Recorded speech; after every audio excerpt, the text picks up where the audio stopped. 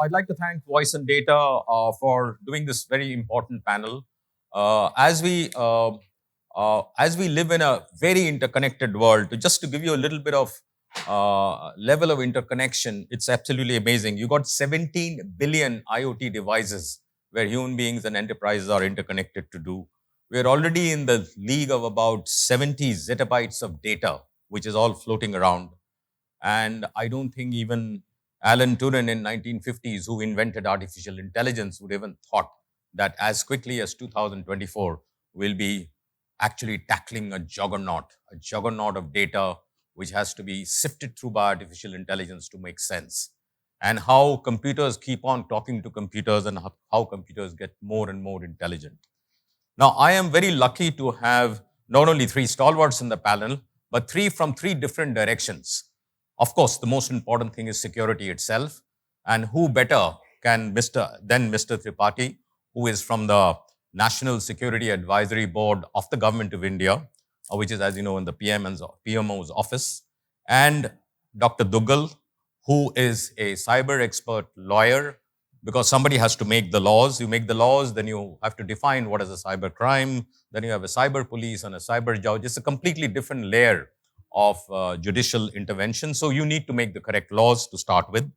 And finally, of course, the person who holds the most important and secret civil and other data is Mr. Simli, who runs the entire Government of India phenomenal passport Seva program, one of the most successful public utility programs in the area of data and all that, which has been run, and an example for many international companies who are stalwarts in that field. As you know, we have some hard stuff for some senior panelists here. So I go straight into the question. Mr. Tripathi, may I, if I may start with you, because security is the most fundamental layer. Given your role as the National Security Advisory Board, could you elaborate on the role of government in enhancing cybersecurity measures, both for national defense as well as for international? Over to you, sir. Thank you, Desa. It's working, right? I guess you can hear me in the back. Yeah, somebody just waved up, so I said, you can hear me now. It's like the old Verizon thing in the US. They said, can you hear me now? So in the telecom sector, I suppose most of you might have seen that ad before. Thanks for this question again.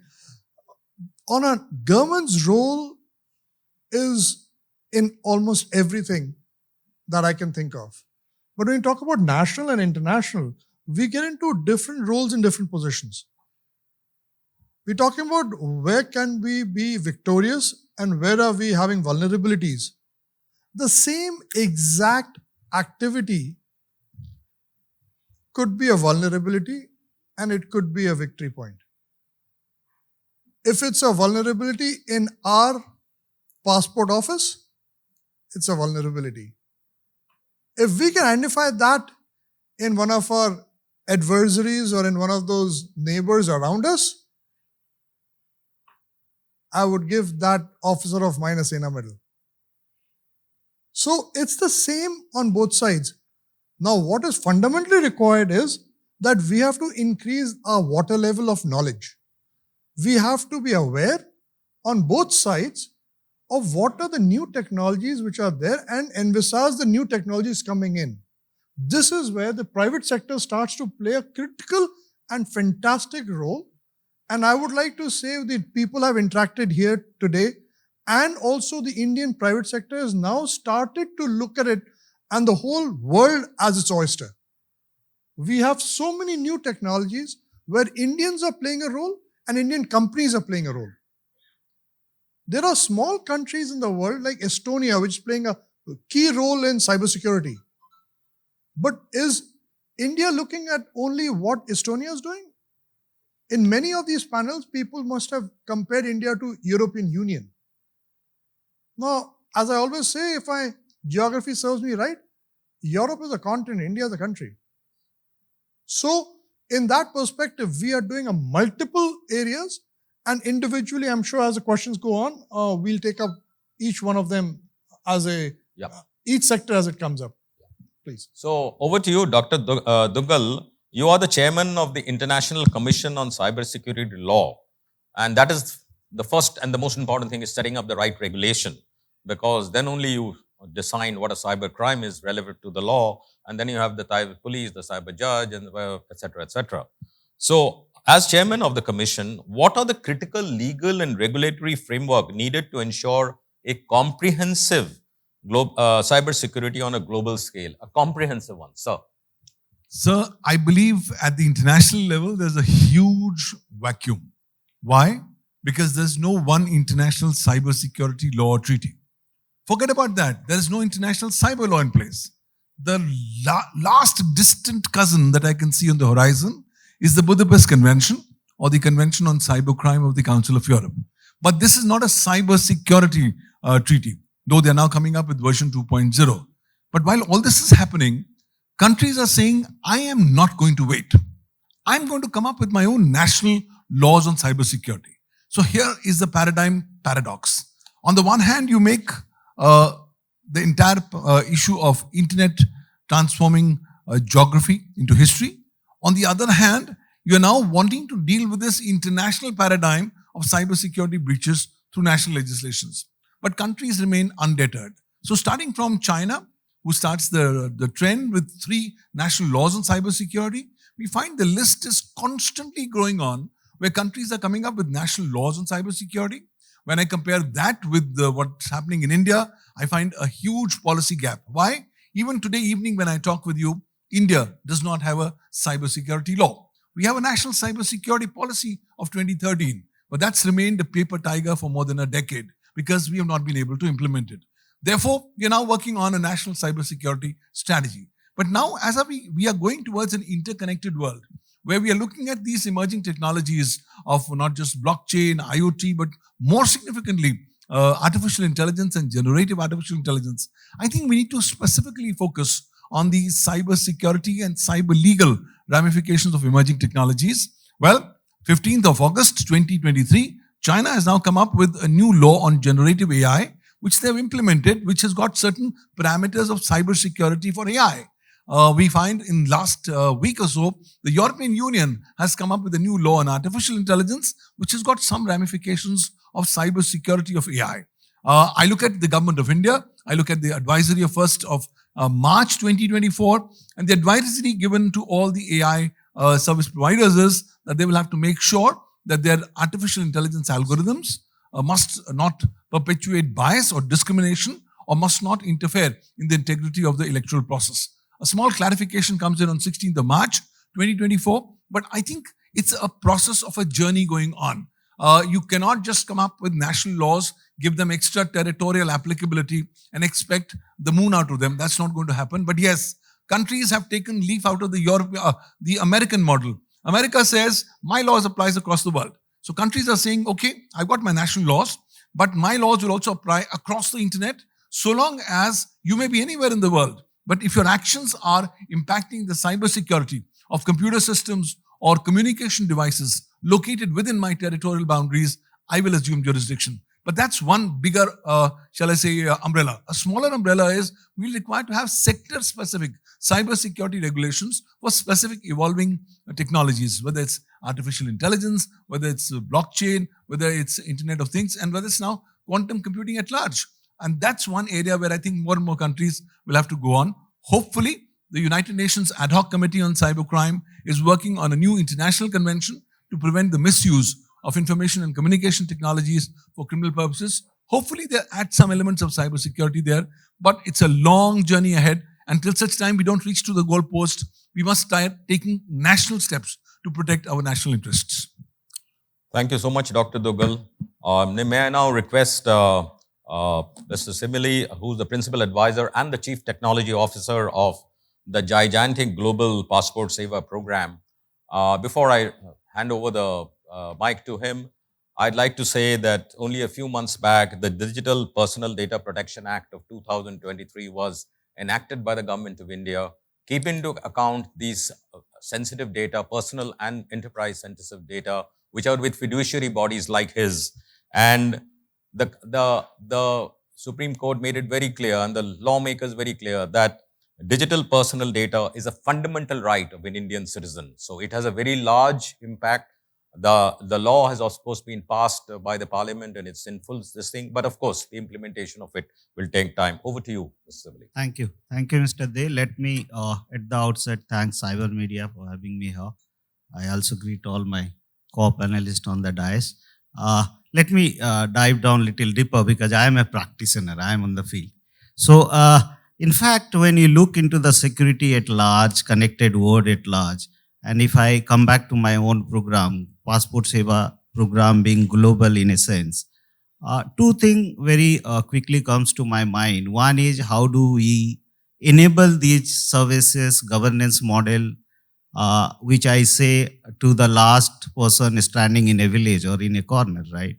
And if that is the way I approach to a government enablement services at large, I think government, the biggest challenge of us is we do not make difference. When I say we do not make difference in terms of demography, geography, literacy condition, economic condition, so on and so forth.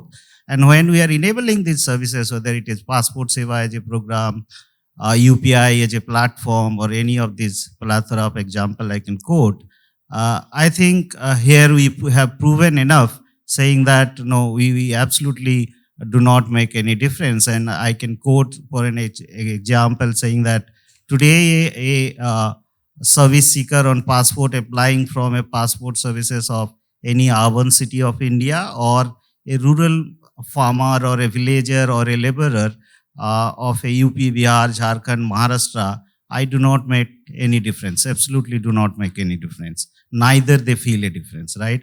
Or let's say a diaspora applying from a Guatemala or a New York, I absolutely do not make any difference. Now, when we are enabling such services and cybersecurity vis-a-vis, when I look into it, how have we done that? No, one is enabling this kind of a governance model where not only government but industry at large, how we have partnered with them, how we have innovated a business model, how we have enabled our workforce at large, right? And while we are achieving all those one side, the other side, when I look into the data at large, like Mr. Duggal and Mr. Anshuman has said, first and foremost thing what I have done at least is I have my own data strategy. I always say that even before you attempt collecting some data from citizens at large or any part of service seekers at large, have a data strategy.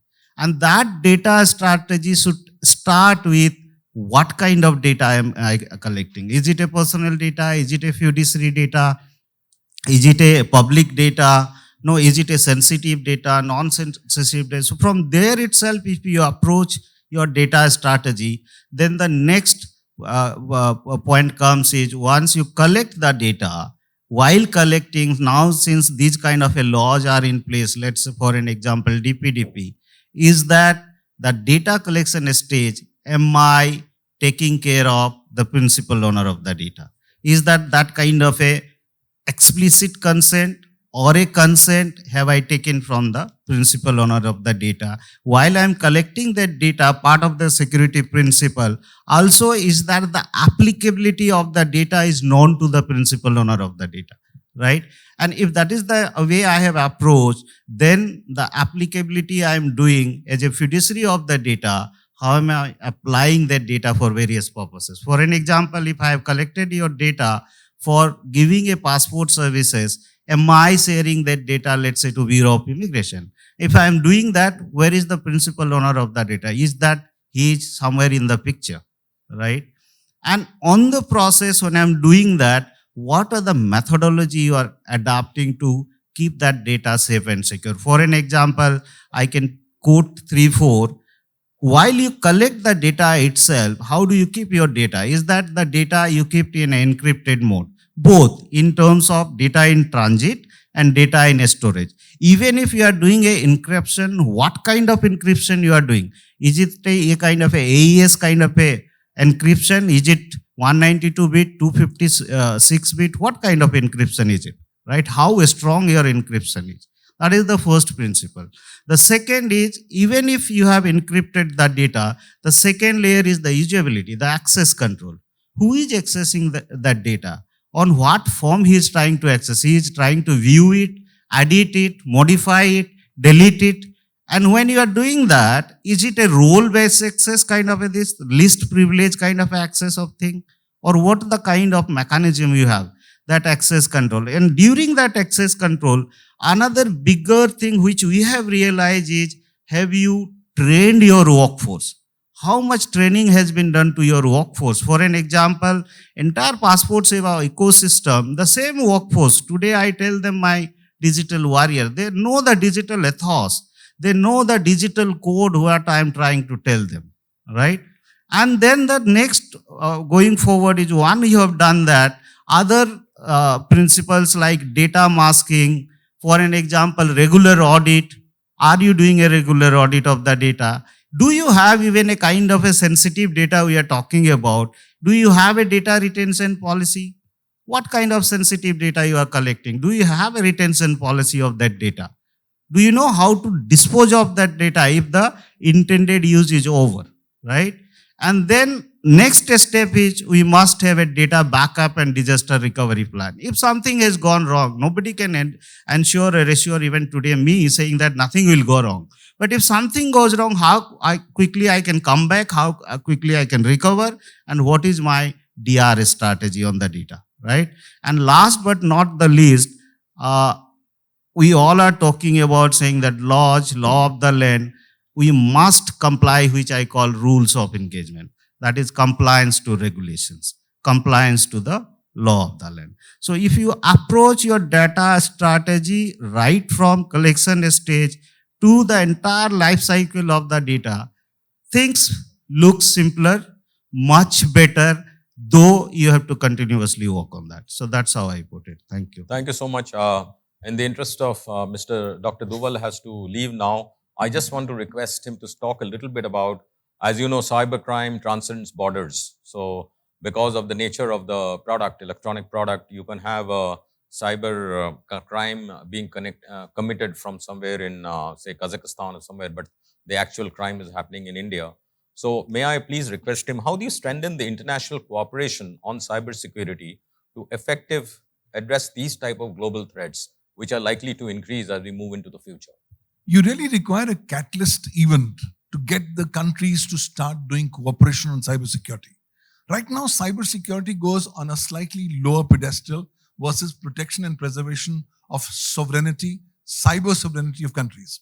So if it's in their national interest, they're going to give you some information. Take the classical example between India and the US. India puts in so many requests on cybercrime matters under the Mutual Legal Assistance Treaty route, but in the majority of these cases, we do not land up getting appropriate information. There was a survey done by CBI a few years back, which said that for typically, once in an average case, they asked for data from any foreign country. Under the MLAT route, the normal time taken is 4 years and 3 months to get that data.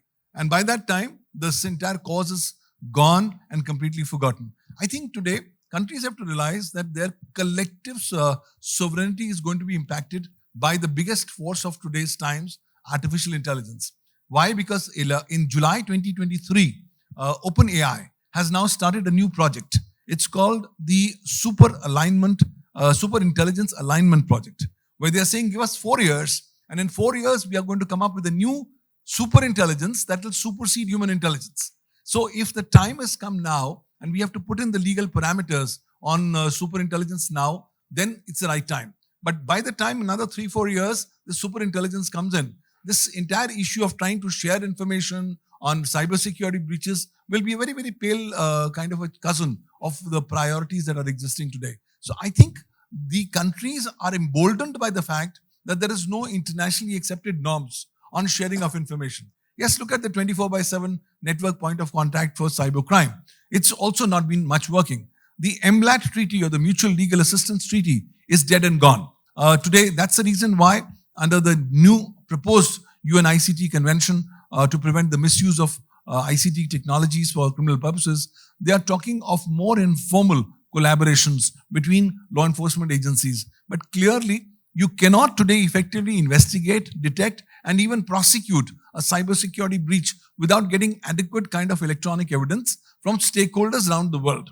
Why? Because the electronic evidence is not going to be physically in your own country. Yes, you can say my Indian laws are going to be applicable. You are an intermediary. You don't comply with this, I'll take action. But how many times can we take action and how many times can we force these guys to give in data? More so when they are saying that I'm an American company, I'm governed by US laws, and under US laws I have complete immunity by virtue of Section 230 of the Communications Decency Act. So clearly there's a huge disconnect or inconsistency between national laws.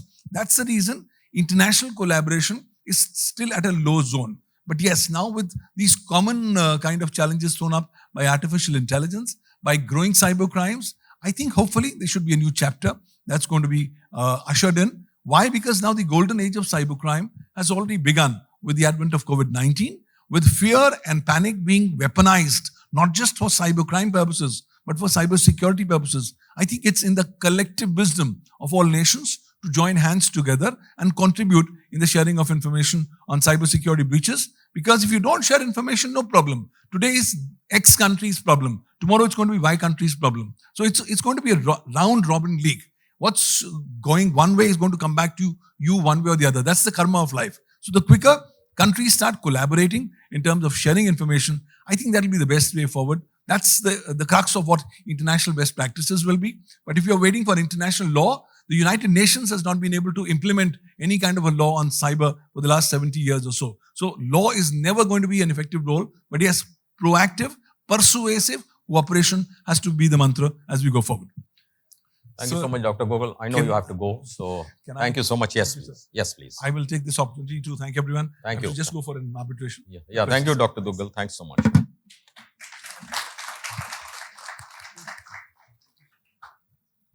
Bye. See you. So, continuing forward, I'd like again go back to Mr. Tripathi for his opinion, key strategies government can adopt to foster collaboration between public and private sectors in combating cyber threats effectively. The government has, of course, a lot of access to new types of technologies and all that. And he also alluded to the fact that the private sector can play an important role. So I'd request you to elaborate a little bit on it, sir. So there are multiple strategies that are in place. If you look, starting from the Trusted Telecom bill which came out, we have the Trusted Telecom coming in. The private sector is and shall continue to play a very significant role. You're coming up with new technologies, and when you come out with a new technology, you provide the opportunity for us to see whether it's only for the global good or could some nefarious people use it in negative ways. And that kind of an interaction between the government and its own private sector helps us realize what are the nuances and helps us actually draft more nuanced policies which can further help the private sector to grow. Now, the Make in India and Make in India for the World program, that's a significant area. On a global perspective, there are a lot of supply chains that India is getting part of. A lot of new treaties that India is getting part of. And there also, like the Honorable MEA talks about a very nuanced approach on how we interact with different countries. We get that kind of guidance from our leadership as well to look at how we actually structure the policy and the government and private sector interface. This is where I think we as a nation, with our maturity from the time that we got independence to now, it is like, your children's, science project of, how does a butterfly come from a pupa and become a full butterfly? We are also maturing. Our entrepreneurial spirit is seeing new forms. Make in India program is seeing new impetus. And going forward, this will only grow. So both sides confidence, along with new capital infusion coming in from the venture capital community in the country itself, we'll see this all buttress into newer technologies which are completely Indian.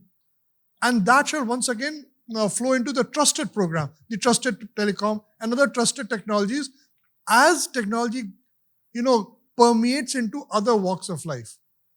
So multiple places we have an interaction going on. Does it answer your question? Yeah. Yes, of course. Thank you. May I again go back to Mr. Simli? With the increasing digitization of the government services, what measures taken by the Ministry of External Affairs to fortify cybersecurity resilience and protect against cyber threats or attacks targeting critical diplomatic information and other sensitive information which you handle? No, absolutely. I think one of the strategy I talk about having a data strategy and going forward. I'll talk about one of the model which I have implemented, which I call a data strategy moving forward to a data governance model. And when I say moving forward to a data governance model, typically I am referring to four things. One side, the people. Second side, the execution model. Third side, the rules of engagement, which is the compliance and regulation. And fourth side, the tools and technology. If I am defining a data governance model around that, do I really understand, which I always say, those 5 Ws? And what are these 5 Ws? The first W is your business at large. That is I call workload, right? That is the data. That is the workload. The second W is I call your workforce, the employees, a stakeholder at large. That is the second W. The third W is the workflow. That is the application which is accessing the data. The fourth W, I told about workload, workforce, workflow, web, through which you will allow the access across the world or across the user and masses at large. And one more W is, I think, workload, workforce, workflow, web, one more W. So there are 5 Ws. And then once you have these 5 Ws intact around that data governance model, go back to see the data from 5 angles, those 5 V's. Your volume, velocity, veracity, variability of the data. Where is it coming from? How is it coming from? Who is it coming, accessing that data? What is the size, type of the data? How I am accessing, storing that data? And once you understand those 5 W's, 5 V's in between a data governance model, having a data strategy, then I need to predict. The days are gone when we are thinking about doing something, reacting as a post facto. We are at a stage of proactively doing the thing. Why only proactively? But now I want to predict. If I want to predict, then I have to leverage this emerging technology. For an example, I'm leveraging now AI going forwards to Gen AI, where I can do a lot of behavioral analysis. So I can do a lot of threat detection and prevention, where I can throw a lot of auto response kind of a mechanism, right? Where I can do, which we call adversarial kind of a impact. AI, a lot of us, we are using AI, but let's assume that AI itself has a weakness that we call adversarial impact of AI. So Gen AI is a technology which can help you to deal with that kind of a AI weaknesses, right?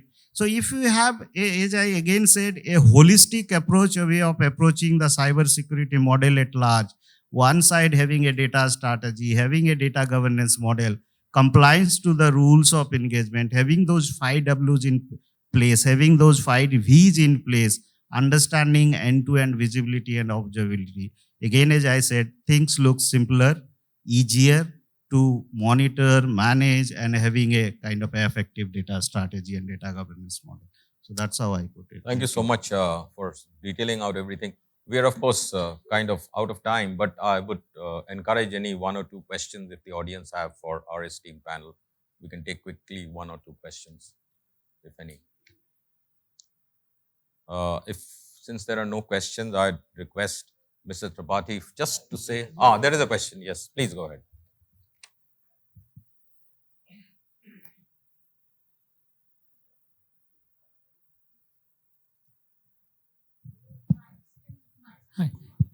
Hi. I'm audible? Yeah. So, Mr. Tripathi, what I suggest, We'll come to you. We'll come to you.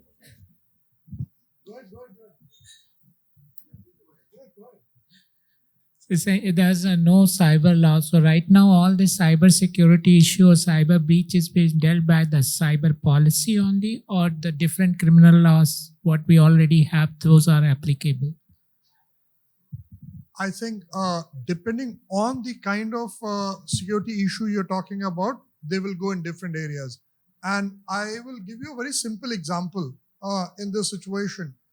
we were looking at some technologies, for ransomware issues. Somebody came up and said, one of the ways we want to look is you reverse engineer the ransomware, attack to see how it was structured to come up with an antidote. Now, is there a reverse engineering law? Is the law allowed? And we were, amused in some ways to find that when we actually install software on our computers like Windows or something, we all have to do that EULA, End User License Agreement. But as per the case law in the European Union, if there's a bug in that code that you've bought from a large company, I won't name any specific company, you are in your legal right to reverse engineer a code to fix it yourself. We were not aware of it, but it was an amusing thing. So what law will matter will depend on also on what kind of an attack you were victim to. So different ways. That is why, and this is a growing field. So many ways, it is better that we have far-reaching, laws in multiple areas, which can help us safeguard when the technology gets faster and outpaces the legal framework. Does it answer your question? Thank you. Yeah, yes, you go ahead. Yes. So my question is related to, anyone can answer. My question is related to more on the digital sovereignty side, right? As I see in other markets apart from India, there are a lot of actually focus on sovereignty on the cloud services, right? Where the public sectors are actually taking the air gap solutions to build the cloud platforms for their own solutions, right? Across different public sectors and other regulated sectors. One thing which I don't find any relevant information in India, which I have seen some kind of traction which is happening outside India, is on the connectivity and sharing of this information across these sovereignty touch points. So let's say one particular sector, let's say defense sector. I'm just taking an example. Defense sector would like to actually leverage some information from Ministry of External Affairs, and they are actually running in isolation. How they can actually share this information on a secure basis, provided both have different air-gapped environments. So a lot of conversations are happening across EMEA market, US market, but unfortunately, I don't see that much conversations happening in India. So any thoughts on that? First of all, would you like to take a dig at it?